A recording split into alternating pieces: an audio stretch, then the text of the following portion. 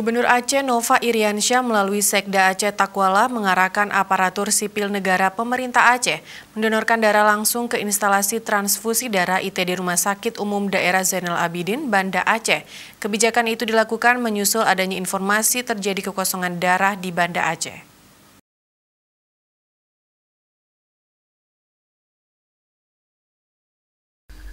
Staf ahli Gubernur Aceh Iskandar Syukri menjelaskan arahan mendonorkan darah langsung ke Rumah Sakit Umum Daerah Zainal Abidin disampaikan usai mencuat kabar terjadinya kekosongan darah di unit donor darah PMI Banda Aceh yang belakangan tersiar rumor jika stok darah kosong akibat adanya pengiriman cairan kehidupan itu ke Tangerang.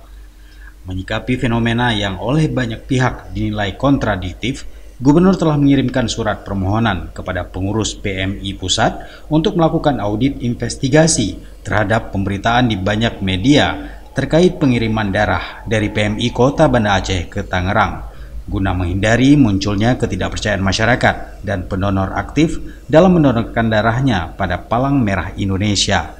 Sembari menunggu hasil audit dari PMI Pusat, pemerintah Aceh sementara waktu menunda kegiatan donor darah pada PMI Kota Banda Aceh. Dari Banda Aceh, Tim Liputan Aceh TV melaporkan.